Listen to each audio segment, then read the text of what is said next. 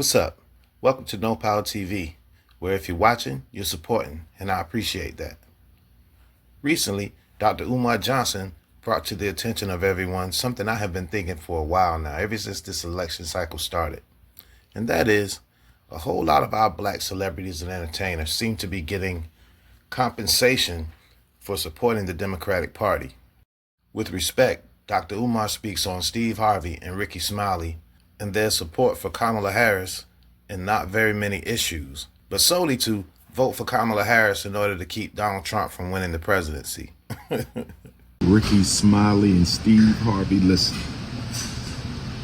If Uncle Steve Harvey and Uncle Rickey Smiley want to go hard for Kamala Harris, that is their business. If Rickey Smiley and Steve Harvey want to go hard for Kamala Harris, they have a right to do that. They have a right to do that. What they don't have a right to do is shame other Africans into voting for her. They cannot do that. They were wrong for that. You can't shame people into not voting for someone who has no record of doing nothing for them. Steve Harvey's logic didn't make any sense. He said if we don't vote, we won't get nothing. Well, you've been voting and you ain't got nothing.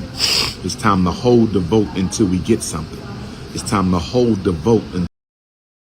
Dr. Umar feels that we should hold our vote. I say, yeah, we should hold our vote, but I also feel like we should also try to organize and figure out what it is we should do with our vote as one, not as individual, because that's how we've been moving up to this point. Don't vote, we won't get nothing. Well, you've been voting and you ain't got nothing. It's time to hold the vote until we get something. It's time to hold the vote until we get something. Rickey Smiley, I love my brother, but he was pretty emotional. He's talking about Supreme Court Justice Ketanji swearing in Vice President Harris. They both belong to black Greek fraternities. They'll get sworn in on Dr. King's Earth Day. That's all empty symbolism. We're done with that. That's all empty symbolism. We're done with that. That's all empty symbolism. We're done with that. You have to give us tangibles, not symbols, Brother Rickey Smiley. Tangibles, not symbols. One is a AKA, one is a Delta. What that got to do with miseducation? One is a AKA, one is a Delta. What that got to do with mass incarceration? One is a AKA, one is a Delta. What that got to do with gentrification and homelessness? That is nothing but empty symbolism. The member of one black sorority swearing in the member of another black sorority on the solar return of a brother ancestor, Dr. King, who belonged to a black male fraternity. That's all fine and well.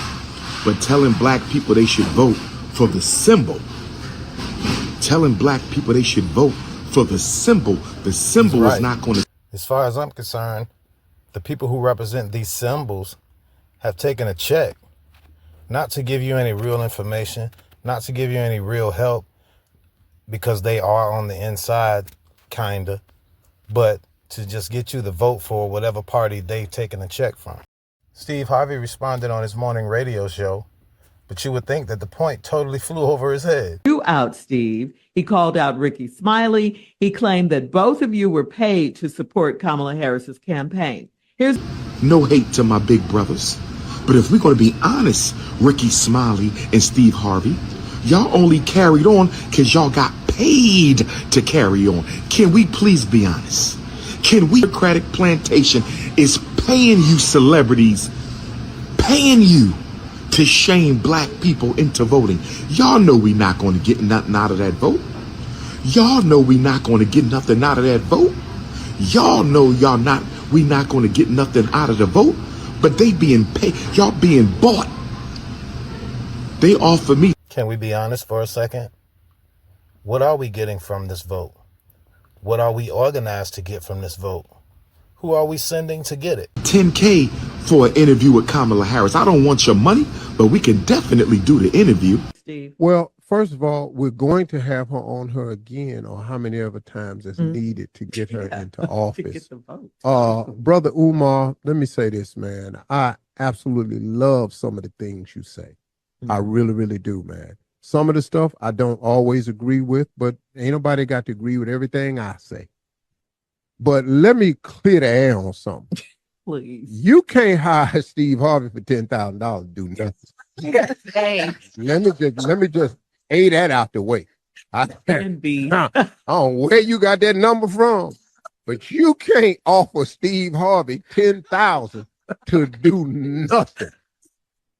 You can. But Steve pretty much made the point something else.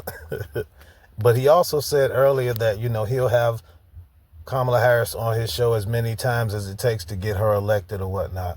But in my opinion, and I like him and I like Rickey Smiley, but I also watch and listen to them enough to know that the two of them are not very well informed. And also D.L. Hughley. For someone to be as informed as he is, he cannot say that he isn't getting a check from the Democratic Party, because that's all that cat does for 4 or 5 hours on the radio every evening in the town I'm in.